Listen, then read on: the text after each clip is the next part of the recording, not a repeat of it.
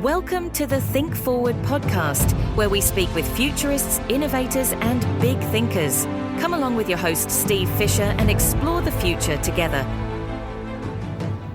My next guest is a man who's boldly going where a few entrepreneurs have gone before, running multiple ventures at once like he's juggling planets.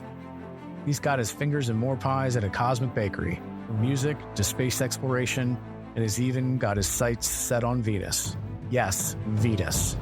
While everyone else is drooling over Mars, he's thinking, why not the planet named after the goddess of love? This former Marine and attorney turned entrepreneur and space visionary is cooking up plans for floating cities in the Venusian atmosphere. It's like Cloud City from Star Wars, but with a little bit more sulfuric acid. But I digress. You'll soon discover that this closest planet of ours is not all that you thought it was. I have known Guillermo for over 20 years. And during that time, he created the largest network of space entrepreneurs, co-founded Space Angels Network, launched exploration companies into Earth's oceans, and launched more space careers than a NASA recruitment drive. And get this, he's doing all this without an engineering degree. And who says you need to be a rocket scientist to dream about space? He's passionate about exploration, and his calling is to help humanity become a multi-planet species. He's also worked to expand our exploration of the oceans here on Earth and headed to the deepest depths in that frontier.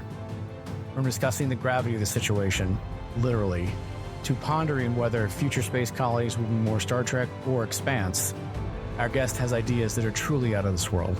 So buckle up. We're about to take a journey through the mind of a man who thinks parallel entrepreneurship is just another day at the office. Welcome to episode 105. The Future of Space and Exploration with Guillermo Sohnlein.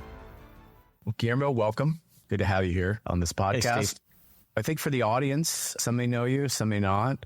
Can you just tell us about you and your journey as an entrepreneur?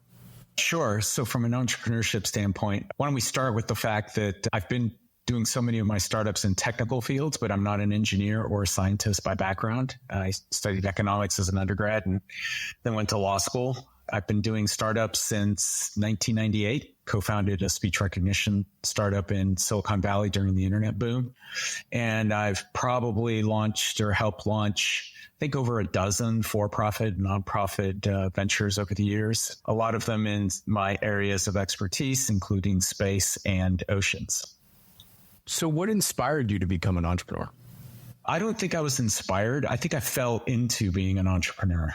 I was on active duty in the Marine Corps, trying to figure out what I was going to do next when I got out of the Marine Corps, and I was evaluating all sorts of different possibilities. And one of my old college buddies, who was a technologist and actually had been my roommate during one of my years in law school, he was sitting in San Francisco watching the whole internet boom happening. And he said, hey, we got to do something. We got to jump in on this. And to his credit, he said, look, I'm a technologist, but I don't know how to run a business. You don't know how to run a business, but you obviously have leadership skills you picked up in the Marine Corps. Why don't you come help me start a new company? We didn't really have an idea or anything at the time. So that's what I ended up doing. I left active duty in the Marine Corps, moved to San Francisco, and we started a company. And I think that's what launched my entrepreneurial career. From an inspiration standpoint, I think what kept me doing startups is the creative process. I think that's what's always fascinated me about new venture creation, where a founder or co-founders sit in front of a blank whiteboard and have no idea what they're going to do. And they brainstorm, come up with an idea, and somehow will it into being, and ends up being a real company that employs people, it sells products, it impacts people's lives. And I think that's probably what's kept me going doing these over the past quarter century. Oh my God, quarter century. I'm getting old. Yeah, but past 25 years or so. From the quarter century of what are some lessons that you've learned? Anything you would share with those in the journey, starting the journey? Yeah, I think the first lesson I learned was actually between that first startup and my second startup. And that is that startups are so risky and they're so demanding of the founders that if you're going to do it, you may as well do it in something where you're passionate about the underlying business or the underlying field. You've got a very personal reason as to why you're doing it. Doing a startup because it's a good idea is not a good idea. Doing a startup because you want to make money is definitely not a good idea. Doing a startup because you think you're going to have more control over your time is not a good idea.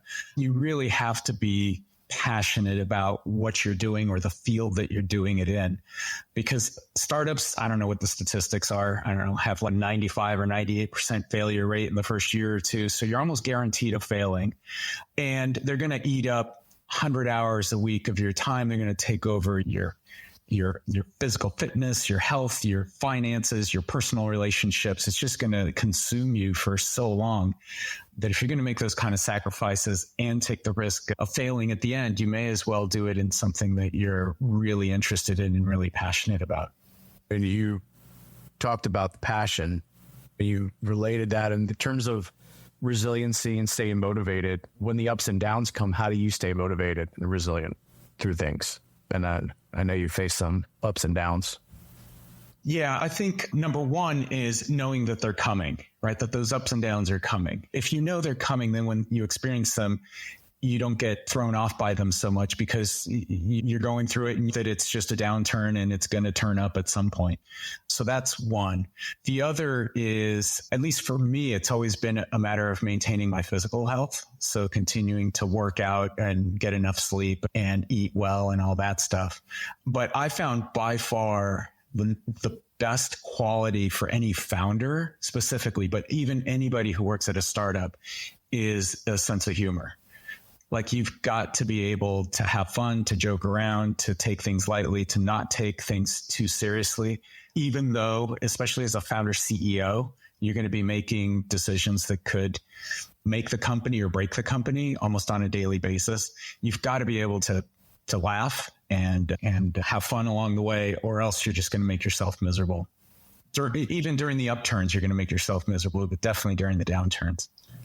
So can you recall or a pivotal moment that impacted your path, like that really needed you to be that motivated and resilient person? Yeah, it's funny when you ask me that question. I know it's in the context of startups, but for me, what always comes to mind is actually more of a personal event that happened to me when I was 22 years old and impacted me for the rest of my life, including in my startups. I was 22 years old. I was 7 weeks away from graduating from Berkeley as an undergrad. And I dropped out of school 7 weeks from graduation.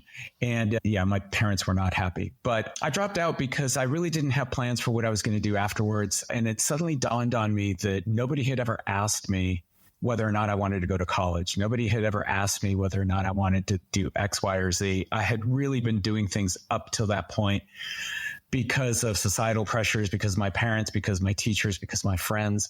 And I wasn't doing it because of what I wanted to do. And even though I realized at 22 years old, I was an adult, that was my life. I should take control of it.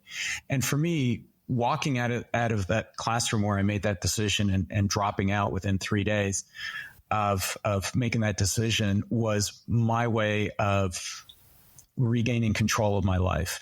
And flash forward, I went back the next semester and I ended up finishing school, but at least I finished it on my own terms. I finished because I wanted to do that. And I think I was fortunate at 22 years old to have that experience, because so many other times in my life, including with a lot of the various startups, I had decisions I had to make that were not necessarily popular. They were not necessarily the status quo. They're not necessarily the most recommended paths to go. But I had enough confidence in myself and in my desire to do certain things that I just did it. And that included later on during my startup life, going into doing space ventures, and then making a left turn and doing stuff in the oceans and things like that. They weren't necessarily popular or maybe the right life choices, but I had the confidence to go ahead and do them anyway. Yeah, the one thing that I think all of us as entrepreneurs face is we question our own abilities on a daily basis, because you can get into a job where it's comfortable, and all of us got to pay the bills, right? And I've always said that the quickest way to be broke is be an entrepreneur. So it definitely is not for the money and not for the glory. It is for a vision or this thing that you want to get out to the world and you want to see, and you hope the world likes it. They respond to that. Sometimes they don't, but you also learn so much through these experiences. What you've been through, so many different kinds. You and I have known each other about 20 years now, and I've seen many different ventures. Where you are now, we'll talk about the space industry in a bit, but I know you're doing some other things. So what are you up to right now? What's your, we'll call it your portfolio of fun that you are, that's what I like to call it. I like to call it portfolio of work because, but it's the portfolio of adventure, if maybe is a better term. So. Yeah, it's fun. I like that term, portfolio of fun. It's funny because having done so many ventures over the years, I guess the industry term for, the kind of stuff that you and I have done is serial entrepreneur. And then about 3-4 years ago, I swore I wasn't going to do any more startups. But then about 4 years ago, I was trying to figure out what I was going to do with the next, say, 20 years of my life, given what I had done in the previous 20 years of my life. And I realized that I still had some venture ideas in me. But I didn't have the energy or the time or the focus to do them in series. So I did something completely stupid that I would never recommend to anybody. And that's, I switched from serial entrepreneur to parallel entrepreneur. I basically started 3 ventures at the same time, actually 3 ventures and a nonprofit at the same time. So that's what I'm doing right now. I've got one of the ventures that I'm still running as CEO, and then the other 2 ventures where I have co-founder CEOs that are running them, where I'm the chief strategy officer. And then I've got one nonprofit where I'm the founder and chairman, but we have an executive director who runs it. And to answer your question before you ask it, I have no idea how I'm managing the time around those. I don't think I'm being very efficient or effective, but it is what it is. And I'm trying to make it work. I was about to ask the question about so much time in the day, but also I think of Tim Ferriss of trying to having others to outsource things or get things done. Being a parallel entrepreneur, do you allocate certain amounts of time? Because obviously things can come up and get into another. Probably the most famous parallel entrepreneur right now is Elon Musk. But he's got what most people don't understand, I think, is there's the big picture. If you think about everything he's doing, he's creating the entire value chain of colonization of Mars. Robots, Cybertrucks, solar, like everything is for boring through hill. He doesn't want to just go from LA to Las Vegas with a tunnel. He wants to dig in Mars. So I think it's also, is parallel entrepreneurship for you also value chain creation? Is it because there's so many interests and so little time we have on Earth. Why do you feel that the compulsion, the desire to have things in parallel? Yeah, I think that's exactly right. So a lot of people look at the ventures, and I can walk you through them if you want in a second, but look at the ventures and they're trying to figure out how they all fit together, other than the fact that I'm a common link among the 3 of them or the 4 of them. But in my mind, they make sense because they all come back to my lifelong pursuit of helping to make humanity a multi-planet species. So I think you're right. They do hit different parts of the value chain. Also, for me, they also hit different time frames. So one of them is very tactical, like near term, like day to day, week to week. Another one is every couple of years, and the other one is more long term. And they also hit different areas of interest for me. So the tactical near term one is a music focused media company. So that one's more near term. It's almost formulaic in trying to set it up and run it. That's the one that I'm still running because I need to get it to a certain point where I can bring someone on to take it over.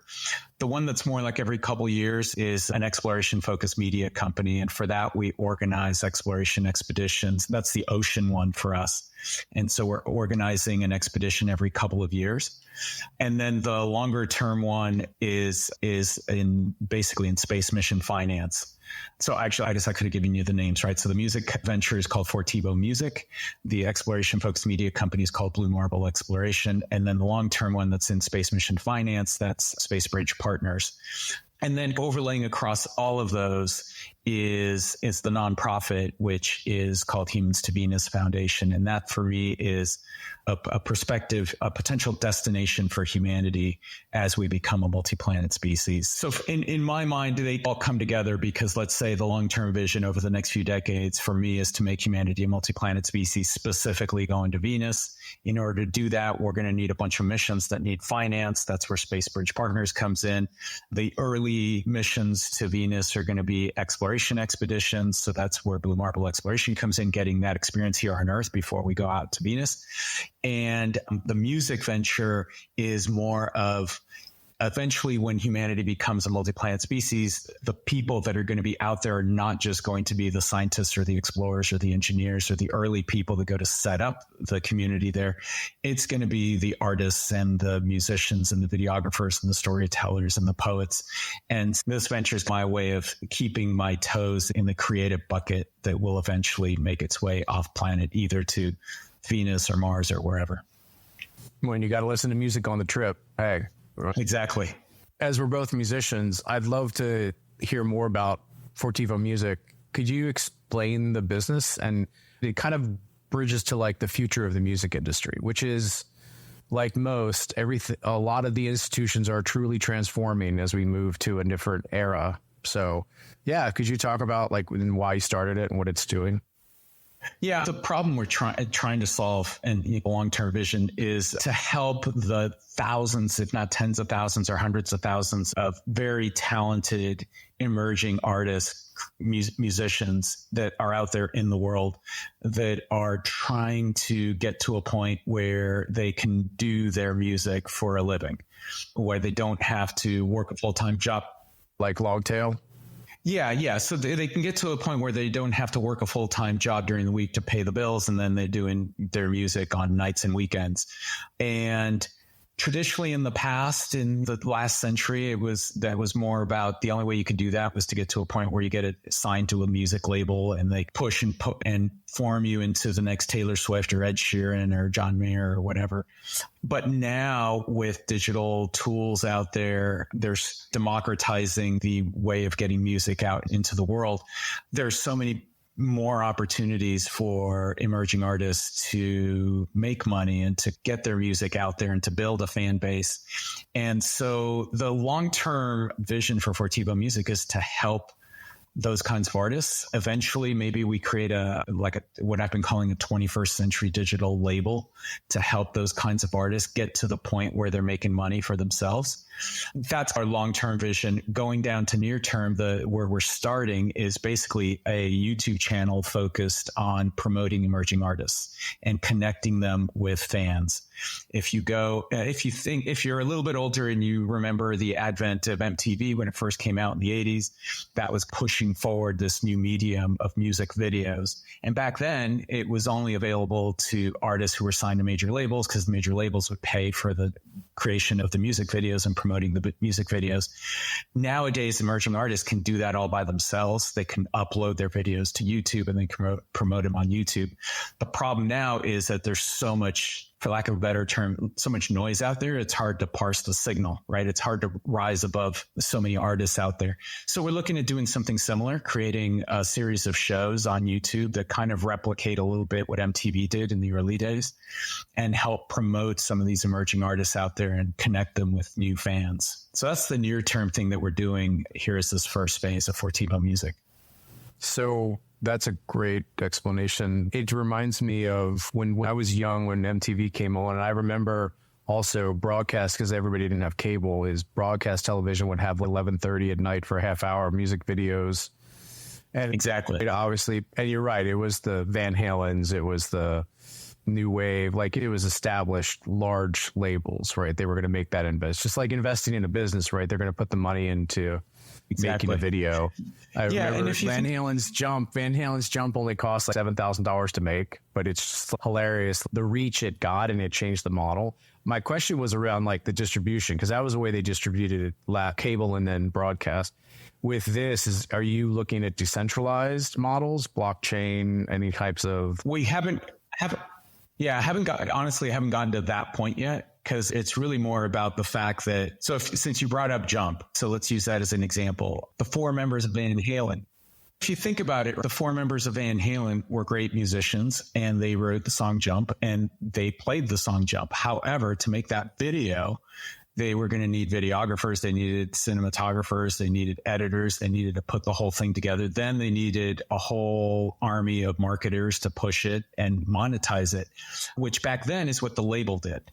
But now when if you were Van Halen today and you recorded Jump, you wrote Jump and you recorded it in your garage, and now you could actually create the video yourself and upload it to YouTube and try to promote it. And some artists are doing that. There's a lot of artists that have built entire fan bases on YouTube because they were able to do that kind of work. But not every musician can do that. I'm sure if you left Eddie Van Halen, Van Halen, Michael Anthony, and David Lee Roth to their own devices today, maybe they would have figured out how to do it, but maybe they wouldn't have. And then the world would have never seen Van Halen or Jump. No, Matt, I'm trying to imagine David Lee Roth on TikTok. It would be quite the spectacle. But I think Eddie Van Halen would be more. Eddie Van Halen's more of an Instagram kind of guy, probably. But yeah. All right, so we're dating ourselves, but anyway, got to teach the kids because history rhymes. You got to teach but it's a good good kind of like example. I think that's why I brought it up. Is that was the way they distributed. That was only for the top tier, right? In terms of struggling artists. Now we have transformed technologies, but we still have the old music model of getting Spotify is now there are other options to create. So you still have to do that. That's why I was getting where is Fortivo kind of seeing the future of the industry in a different. Well, I think that's why we break Fortivo Music into 3 phases. And phase 1 is this YouTube, music focused YouTube channel. So it is like MTV for the YouTube age is how we've been talking about it. And that's really just taking emerging artists that have figured out how to make their own music and create their own videos. And now they're just trying to figure out how to get in front of new fans and build their fan bases. That's phase 1 for us. Phase 2 for us is going to be helping those emerging artists use the tools that are out there to help them grow their own fan bases and monetize their own music, helping them. It'd be the equivalent in the old days of helping them become independent artists that can be self-sufficient. And then phase 3 for us would be actually creating a 21st century digital label where we can help as many of these artists as possible. And we can do it in a way that doesn't turn them into products like the labels did in the past, or turn them into serfs for them. Because as you said before, the music labels back then, and still to this day, operate like VCs. They invest a lot of money into certain artists, and they're going to lose a lot of money unless at least a small percentage of them become hyper successful. They're betting that one of them is going to be the next Beyonce or Taylor Swift. But I think now, with 21st century digital platforms and tools that are available, I think you can do the similar function for an artist without the huge investment. And so you don't need everybody, or you don't need a small number of your artists to become the next Beyonce or Taylor Swift. You can have a number of them just become moderately successful, quote unquote, and you can still make money. And you can do that by just helping them become more successful. So anyway, the whole premise, the whole underlying philosophy of Fortivo Music is really to help the emerging artists and get them to a point where, like I said, where they can make a living making their music and not have to rely on other employment. That's great. That's great. And love this, switch gears and talk about the space industry. Talk about your work in space and exploration. So how did you get involved in the space industry? It's funny that you, of all people, asked me how I got involved in the space industry, because I think you were there at the beginning when I got involved in the space industry. Not everybody was there, so I just wanted everyone to know. Just got to hear the story, because it's not something usually accidental that happens. It has to be with purpose. My own space nerdiness is not. That's not the focus of this podcast. But but went along with us merry band of space entrepreneurs. So please, yeah. So how did you get involved? How'd you start it? Yeah. So first of all, backtracking, I've always wanted to go into space. I have still to this day vivid memories of when I was 11 years old, having a recurring dream that I was going to be the commander of the first Martian colony. And my life actually followed that path until I was 19 years old. My eyesight went bad and I couldn't become a fighter pilot, and which meant I wasn't going to be a pilot in NASA. So I strayed for a while. I did a bunch of different things. Like I said, I ended up going to law school. I went to the Marine Corps. I got out. I did that startup in Silicon Valley.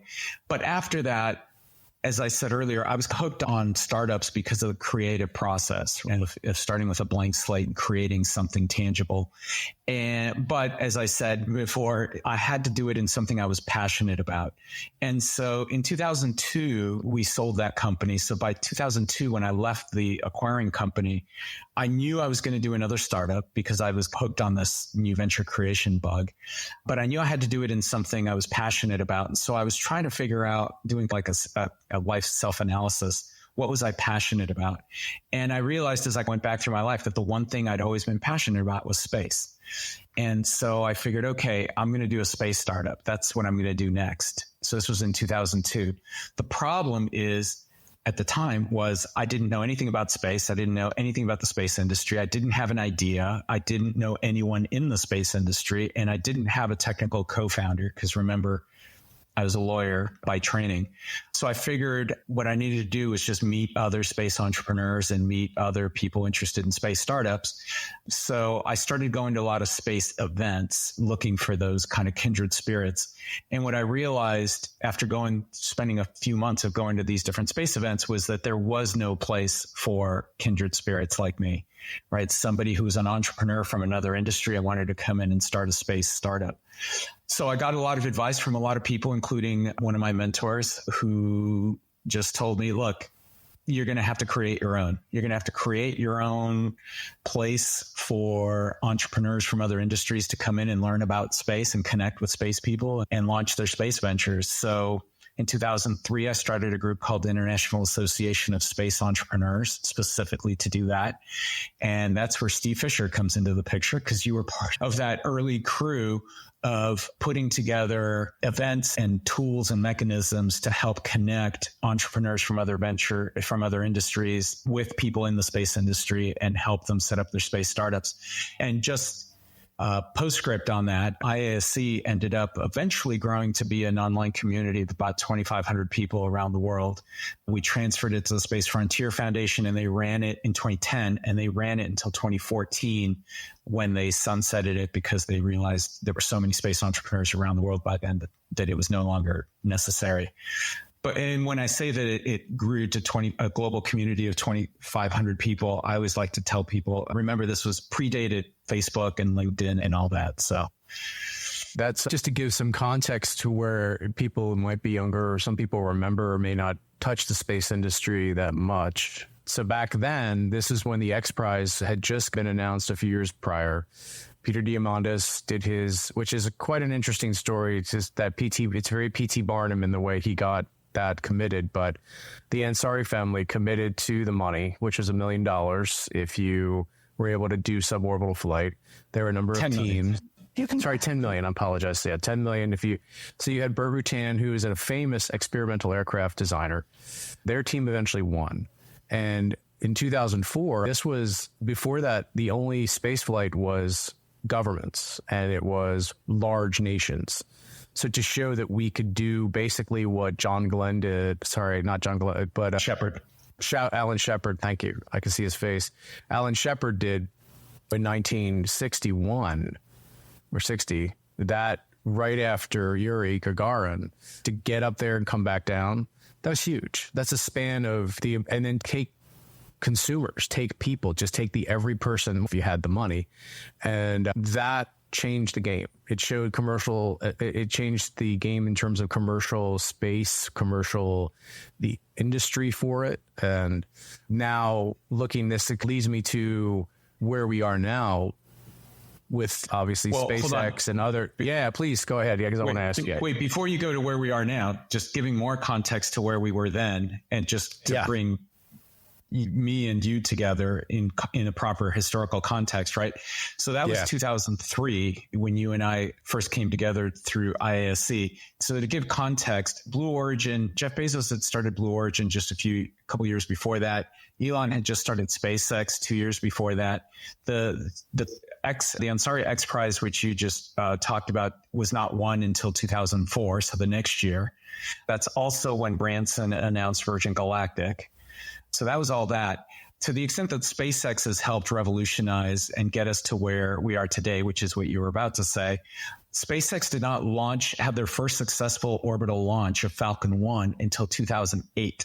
So 5 years after we started INC. So that's how either visionary we were back then, or how way too early we were back then, or way too naive we were back then. But anyway, just wanted to put that in historical perspective before you went on to where we are today. It's a great point. I started an air taxi company in 2004. I was about 20 years ahead of my time. So now you're seeing all the eVTOLs. Yeah, I am. That's the thing is about futurists and entrepreneurship, is that I was also betting on a class of aircraft and other manufacturers, which is one of my pieces of advice to people, is if your main business is depending on something that's not out there yet, don't do that. Just don't do that. Yeah. And then you can be too early. It's because Amazon is not the first bookseller. It's not about being first, and it's about the timing. And as a futurist, when you look at industries, you look at the rate of change in an industry, right? Some industries are super fast, right? Technology.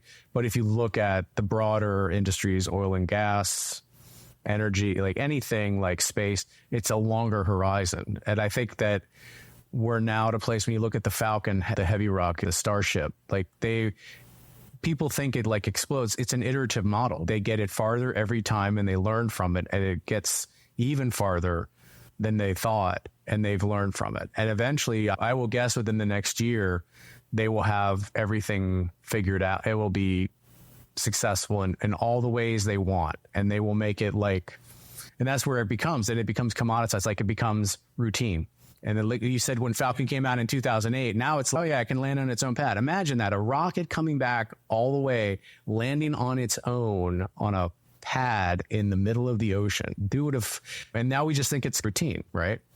Going back, since you mentioned Alan Shepard and suborbital and the Ansari X Prize, but now you're mentioning Starship, right? One of the things that I think even space people forget about, it's easy to forget about when you're watching the Starship tests, the live video feeds.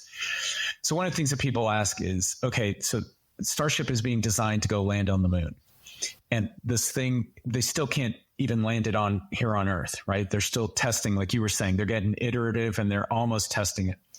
People who know a little bit more about space know that even once they get to the point where they can land it here on Earth, in order to get it to the moon so it can land on the moon, it requires them launching it and then doing, something like 10 refueling flights in orbit to get more fuel into it before it can actually make the voyage over to the moon. And so people are asking, wait a sec, in the 1960s, and the last time humans were on the moon in 1972, 50 years ago, we launched a Saturn V with the Apollo spacecraft, and it just went straight to the moon. They went, they landed, they came back. Why is this so difficult now? And I think what people forget, even people in the space industry, is the Apollo craft were the equivalent of, let's call it a minivan, right? So Starship's the equivalent of a 20-story building. It's just massive difference in scale. If you told Elon that, hey, we need you to take a minivan to the moon, he could probably do it today, probably using a Falcon 9. But he's trying to take a 20-story building to the moon. It's just a completely different effort that they're trying to, or objective that they're trying to achieve. So anyway, I just wanted to throw that out there, because I knew a couple of weeks ago when they did the fourth Starship test, a lot of people thought it was a success, and yet there were so many critics online. And one of the most common critiques was, why is this so difficult? We were doing it 50 years ago. What excites you the most about the future of space exploration? Obviously, being your vision and mission or calling is to create a multi-planet species, and to make humanity survivable despite our own failings. What gets you most excited? So up until about a year ago, I used to say there's one thing that gets me excited, but now after last year, it's two things. So the one thing most obvious I've already been talking about, you've been talking about, is Starship, right? Starship is just such a game changer. Again, most people don't realize this, but in the entire history of humanity, the most human beings we've ever launched off this planet at any given point in time has been 7. And that's when the space shuttle for the United States was sending up 7 people on each launch. Starship is designed to take 100. More importantly than that, SpaceX is designing Starship and its operations so that they can launch like on a weekly basis. Ideally, eventually over the next few decades, Elon wants Starship to be launching several times per day. But at a minimum, they're trying to get it, let's say, 1 a week.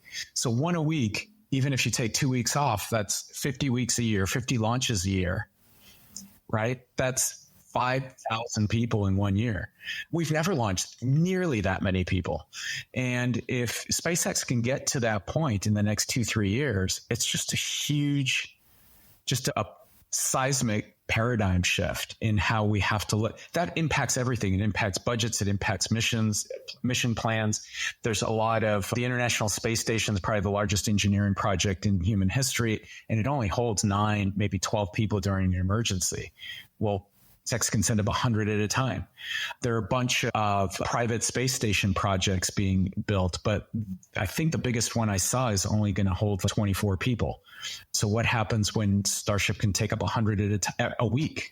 So I think it impacts all of that. It impacts our lunar plans. It impacts, and it's not just SpaceX with Starship, because as you were saying earlier, if SpaceX can prove that Starship can work, then that will inspire competition and more companies will try building heavy launch vehicles like that. I know the Chinese are developing at least 3 or 4 kind of Starship clones right now. So I think it's going to be a big shift for humanity over the next 10 years. I think over the next 10 years will probably be as big of a shift as it was maybe in the 60s with the Apollo program. So up until a year ago, I would always say Starship is the one thing that got me excited. A year ago, I came across a startup that now has me thinking that this is the second thing, which is a company called MaxSpace, which is developing inflatable habitats in space. And the reason I'm excited about them is, again, since I just mentioned the limitations of the ISS and the private space stations, no one's really developing habitats on the assumption that Starship can bring 100 people up. These guys are. They're developing inflatable structures. Their focus is really on the amount of usable volume in a habitat. And according to them, inflatable habitats are the only way to maximize the usable volume. So they've got plans to do a prototype launch, I think, in the next year or so using the Falcon 9. They've got a production model that I think would launch on a Falcon 9 that in one launch would get you put the same amount of usable volume in space as the current ISS, which took, 10, 15 years of multiple launches to build to that point. And they can do it in one Falcon 9 launch. They've got plans in the future for an inflatable habitat model that fits in a Starship. And that one, if they get a chance to build it and launch it in a Starship, when it goes up in one fell swoop, in one launch, it will have roughly the same usable volume as a football stadium. And so that will be something you put up in orbit in one launch. And now Starship can bring up as many people as you want because it can hold thousands. So I think that's got me excited. I don't know if they're going to succeed in what they're doing, but the fact that they're thinking that big and they're planning that big and they're pushing in that direction, again, even if they don't succeed, they will inspire others to compete with them. And that will drive humanity forward significantly, I think. So what do you envision as getting all those things accomplished and the things you're seeing right now? Because we've seen the span of 20 years of space entrepreneurship and even just the space industry. How do you envision, put our futurist hat on, 50 years, 100 years, obviously larger span of rate of change, longer rate of change. What do you envision for the future of humanity in space? Yeah, I think so. There's 2 parts to this, and I'm sure you do this in your futurist work. But on the one hand, I want to be the space optimist and think within the next 50 years, we'll have people living and working in orbit around Earth. We'll have people living and working on the surface of the moon, probably on a temporary basis in both regards. They'll probably just go up and come back and within the next 50 years, we should have people living and working on the Martian surface. And then obviously from my work, I'd hope that we'll have people living and working in the atmosphere of Venus. The part that's, I think that for me, I'd give that, over the next 50 years, I'd give that like a 90% chance of happening. What I don't know is, again, we're going to date ourselves here a little bit. I don't know if that future is going to be Star Trek or Star Wars, right? I don't know if it's a lot of people when they think of, he wants to have 1,000 people living and working in the Venusian atmosphere, or Elon wants 1 million people living and working on Mars. Everyone immediately, for some reason, thinks it's going to be billionaires, right? That it's only going to be for the wealthy. And I just don't see that at all. I don't see any bit, because if you think about what gives a billionaire their status is their wealth, and that wealth is only because of the systems we have here on Earth. We're not going to have the same systems off planet. And so the second they leave Earth, they lose their status. So I don't see a billionaire wanting to go at least off planet. I think instead it's going to be like every other expansion that humanity's ever done, which is the people that are going to want to go are the people that don't really have great lives here and are looking for new lives somewhere else. They're looking for new opportunities. And if anyone's watched The Expanse, that was one of my favorite shows because it showed a grittier alternative for how humanity expands into the solar system. I'd probably bet that's the direction we go a lot more than the Star Trek utopian future for humanity in the solar system. Yeah, it's not a negative perspective. I think it's more realist, pragmatic, because we're also we're tribal people. We've been tribal warfare.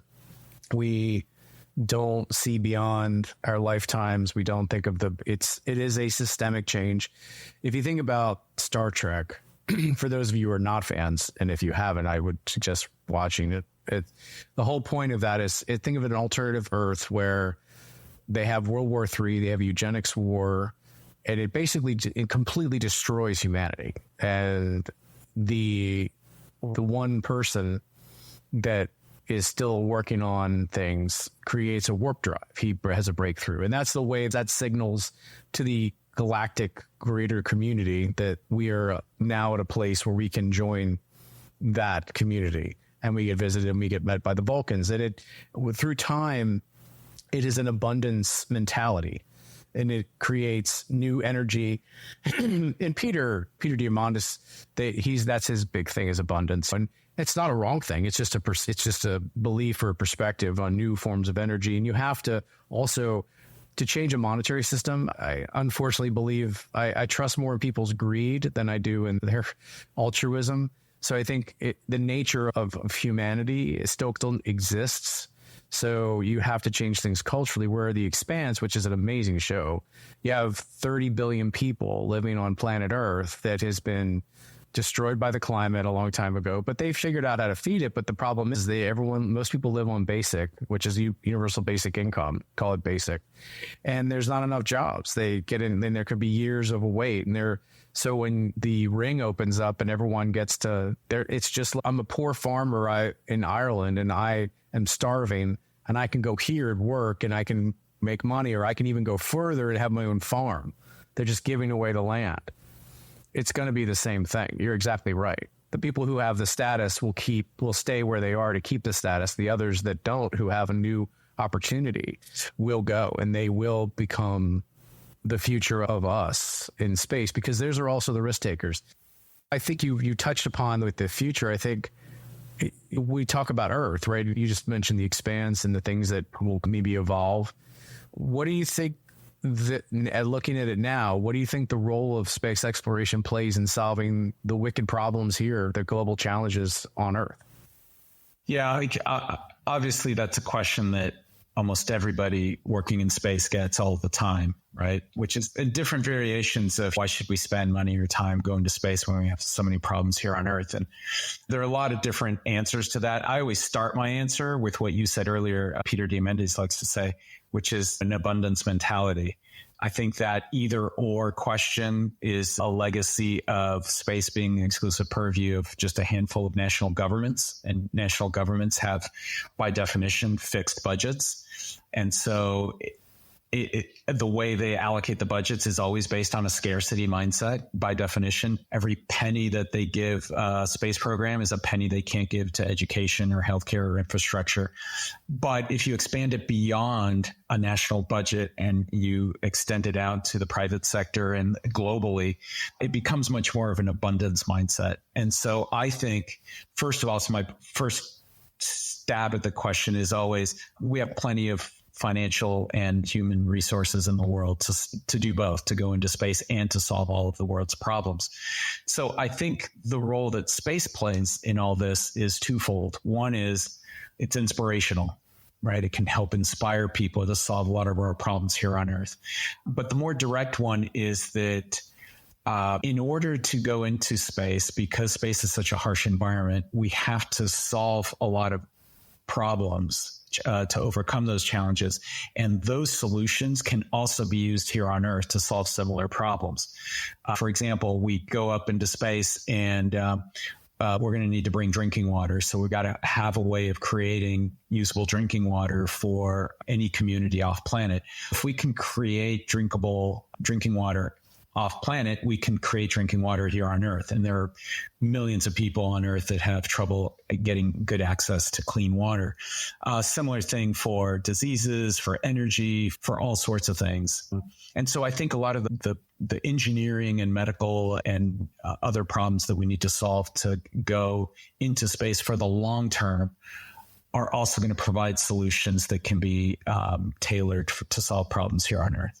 Getting more focused on your space ventures. I know you have a few, and I know we'll cover more. We have another podcast called the Off-World Podcast for those of you listening, and we'll dive deeper into that on the other. But I want to talk about those three images behind you. If you're listening, that's great. But behind him are three beautiful images of our closest planet, Venus. And you are definitely an iconoclast. When everyone's talking about Mars, you're talking about Venus. And I remember when you and I first started talking about it, I had the same, that's possible. And I'd love for you to frame for even the space interested, or at least, adjacent, like where this kind of fits in the mix. And when you told me, I'm just going to say, I thought of one word, Bespin Cloud City. That's all I could think about, which is cool. But yeah, which will relate to like Humans2Venus. So if you want to, what inspired you to go in this direction and create this organization?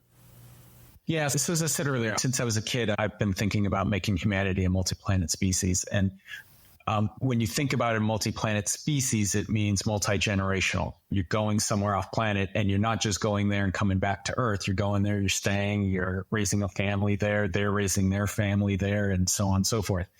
And so one of the things that always bothered me, again, even though I'm an economist and a lawyer, not a scientist or a doctor, one of the things that always concerned me was the fact that on the moon and on Mars and on floating stations, we have less than 1 G of gravity. And as much as I could research, I couldn't find anything that confirms that Homo sapiens can reproduce in less than 1 G of gravity. And it may be possible, but we don't know. And unfortunately, there's only one way to confirm that humans can reproduce in less than 1 G of gravity, and that's to go and do it. And to go and do it requires going, let's say, to Mars, being there long enough to conceive a child, carry a fetus through to term, delivering the baby without birth defects, having that baby grow into adulthood, and then have that adult reproduce as well, right? Until we go through a couple of generations of that, we're not going to be able to confirm that Homo sapiens can, in fact, reproduce effectively in less than 1 G of gravity. That could be decades from now. And for all we know, if it's not possible, we could potentially be taking humanity, let's say, to Mars, and then die out within 1 or 2 generations if we can't actually do this. Personally, I don't know if that's going to be the case. I think what is going to be the case is we're going to have difficulties, and the medical community is going to have to come up with therapies and technologies to help us through the reproductive process. So I think it won't be a huge roadblock, but as we sit here today, it is a roadblock, or at least it's an unknown, and it's a considerable risk. So that's always bothered me. So in 2019, 2020, I started thinking it'd be nice if there was some other place in the solar system that had 1 G of gravity.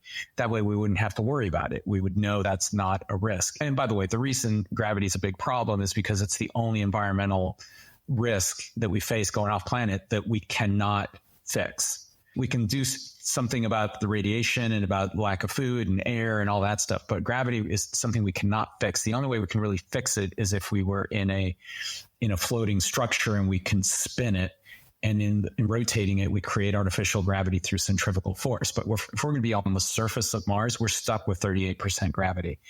And so it's the only thing that we can't fix. So if it's going to be a risk, it'd be better for us if we could find a destination that already had 1G of gravity. And since gravity is a function of size and mass, the only other planet in the solar system or celestial body in the solar system that's similar size and mass to Earth is Venus, which also conveniently is our closest planetary neighbor. It's much closer to Earth than Mars. So Venus has roughly 98% of Earth's gravity. So I started thinking 4 years ago, if we could find a way of going to Venus, then that would be an ideal destination. But as anybody knows anything about Venus knows, there's no way we're ever landing on the surface. The pressure is like being 3,000 feet underwater. There's no way we'd survive. And the temperature is hot enough to melt lead. So there's no way humans are ever landing on the surface of Venus.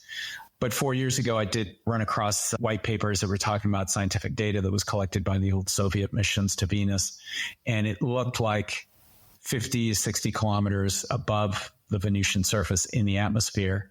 The atmospheric pressure was actually 1 atmosphere. The temperature is roughly 40, 50 degrees centigrade, which is hot, but bearable, not fatal. And you'd have 1G of gravity, or close to 1G of gravity. So if we could find a way of creating floating structures in the Venusian atmosphere, there's a lot of scientists around the world that think that would be the place in the solar system where we'd probably find the most Earth-like conditions after leaving Earth. And it turns out, as I looked around, I thought the same thing you did, the floating city from Star Wars. And I started looking around, and sure enough, NASA had already looked at the opportunity. They'd created an operational concept around having floating research stations in the Venusian atmosphere. And I figured if it was good enough for NASA, there's got to be other people that have looked at this. And sure enough, there are people all over the world, whether scientists or engineers, who have looked at this and think that it's viable enough theoretically to at least warrant taking a closer look over the next, 5-10 years and see if we can actually do something there. Are you the only organization that's focused on getting humans to Venus? Are there other? Yeah, so you'd appreciate this from IASC days. I did not set out to want to start a new organization. I'd rather do this inside of another organization, but none of them were looking at Venus. There used to be a group called the Venus Society. I don't know whatever happened to them. They seem to have trailed off. I would have much rather revived the Venus Society, but I couldn't figure out who to contact for that. So we ended up starting our own called the Humans2Venus Foundation. Our primary mission is to promote Venus-focused science and education programs, since we need to learn a lot more about the planet before we can start taking any steps toward sending humans there.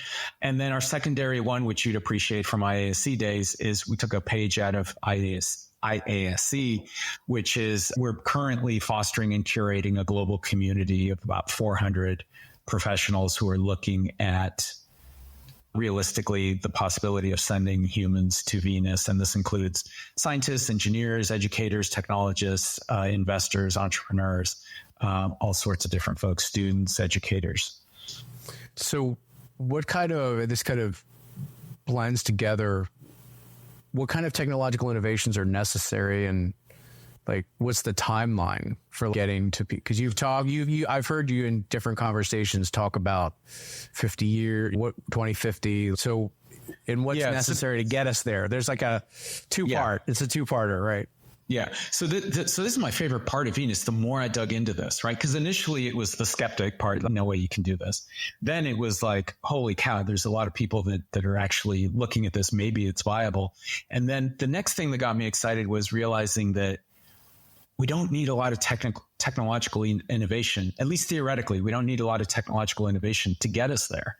It's not like we have to invent the warp drive or artificial gravity or time travel or tractor beams or any of that stuff.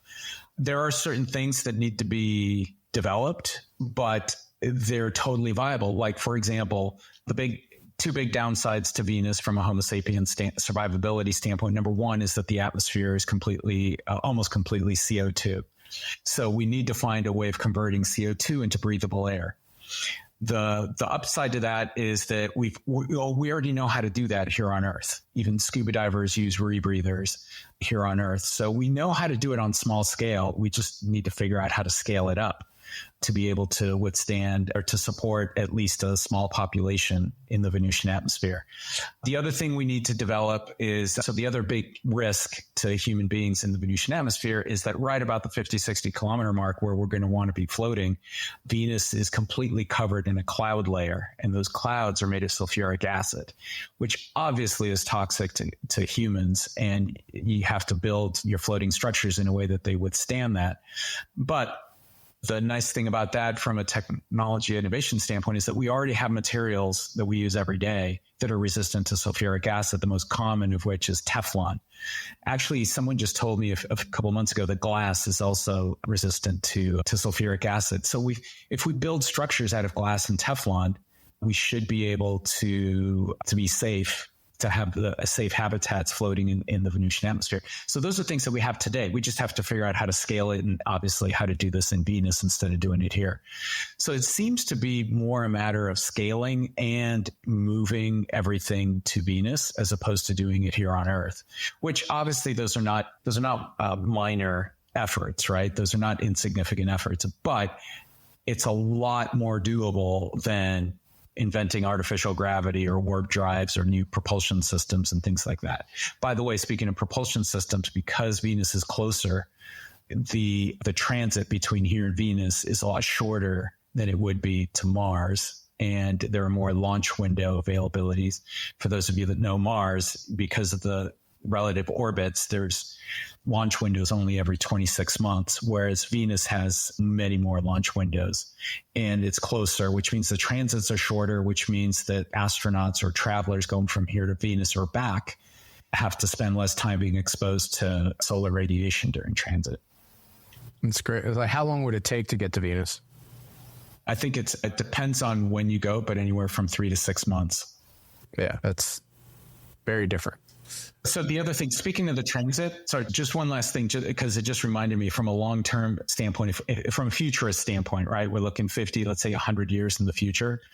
Humans going to, and you've got people living on Mars and people living on Venus. Actually, you've got Homo sapiens who were born and bred on Mars and Homo sapiens who were born and bred on Venus. Humans from Earth will be able to go to both planets, visit, turn around, and come back. Humans who were born on Venus and raised on Venus will be able to, if they wanted to, come to Earth, visit, and go back, because they will be born, raised in 1G of gravity, and they come to Earth and it's 1G of gravity. However, humans that are born and bred on Mars are going to have a much tougher time coming back to Earth at all, because they'll be used to 38% of Earth's gravity.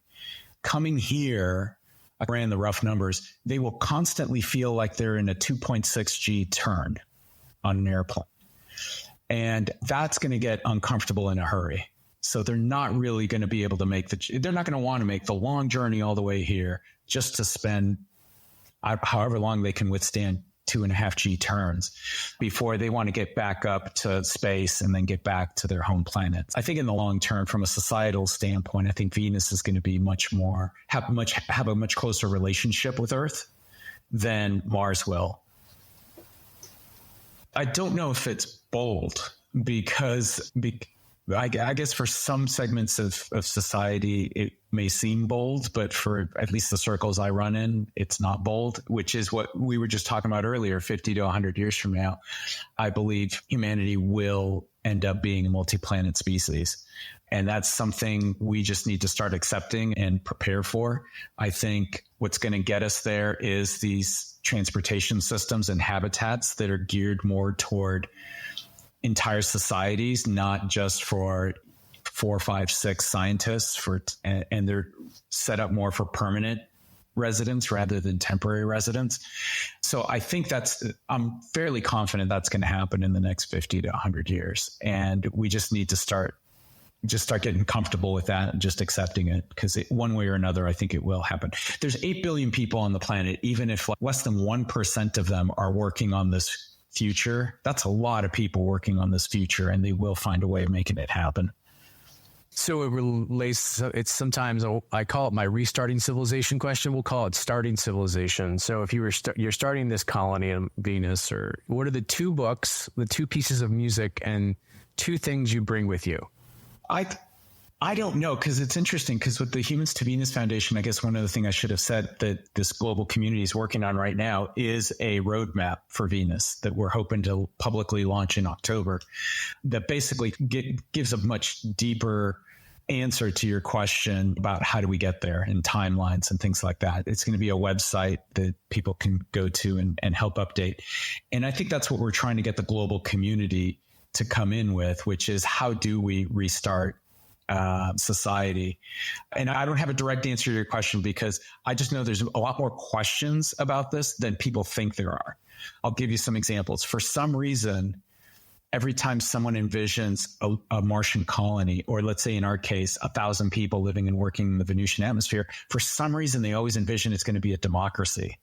And I don't know why they have that assumption, because in such a risky environment, if you give people unlimited freedom, one person can accidentally kill the other 999. One person exercising their right to freedom could conceivably kill the other 999. So I would not be surprised if the first off-world colonies are more like dictatorships or more like military rule or something like that, something much more autocratic than.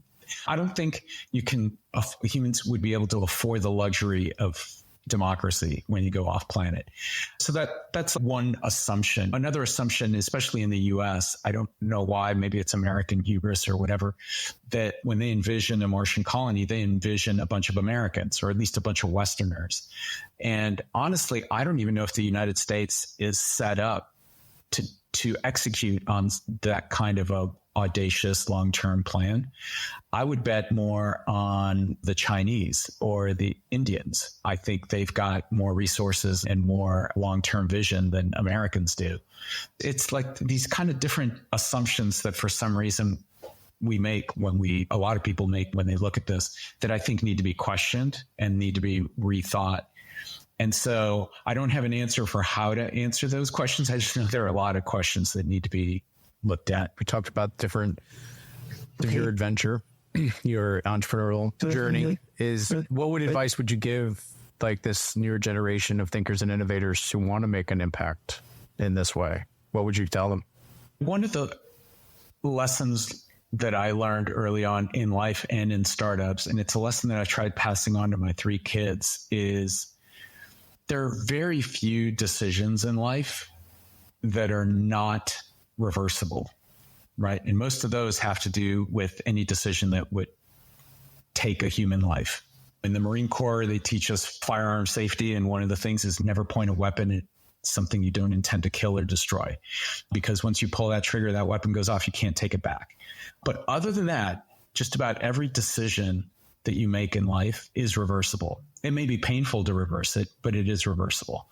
And so don't be afraid to make decisions. You've got to make decisions, especially if you're a founder of a startup. That's what you're there for. You're there to make decisions. You're there to make decisions under incomplete information, quickly changing circumstances. You're there to make decisions that could potentially make or break the company.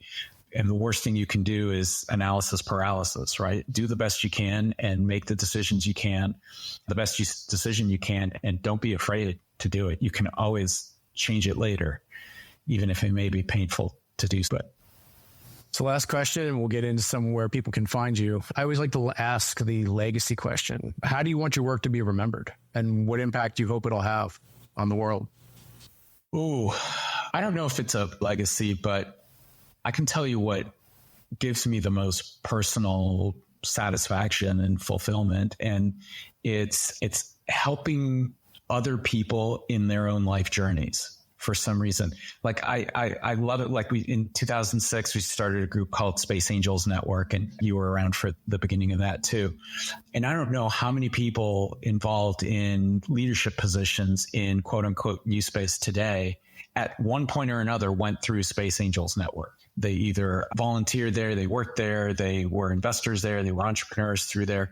And to this day, even though we started in 2006, a long time ago, I still get people every now and then coming up to me and saying, hey, I had a great experience through Space Angels Network. Thanks so much for starting it.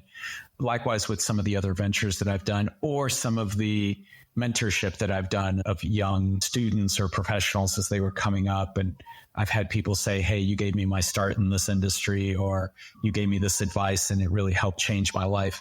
I think that's what gives me the most satisfaction.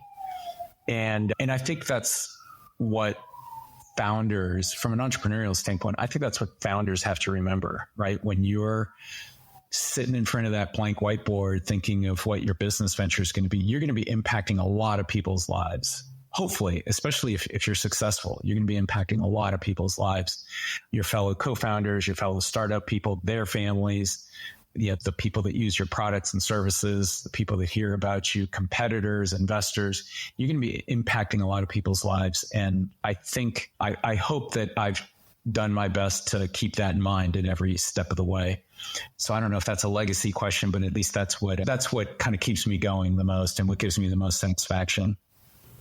Everybody's thoughts on legacy are different. It's great. Thank you for that. And where can people find you? You have a lot of things going on. Where's the best place people can learn more about what you're doing? And yeah, because I'm so scattered and I've got this whole parallel entrepreneurship thing going. A couple of years ago, I redid my personal website. So that's where I direct people to. It's a good landing page and that'll take you out in the different directions, whether it's ocean, music, space, whatever. So that's at sohnlein.com. Put that also in the link on the show notes and everything. So I want to thank you for the time. It's been a great conversation and people learn about you, and I'm sure we'll have you back to a lot more to talk about. So thanks for the time today. Yeah, thank you. Appreciate it. Thanks for listening to the Think Forward podcast. You can find us on all the major podcast platforms and at www.thinkforwardshow.com, as well as on YouTube under Think Forward Show. See you next time.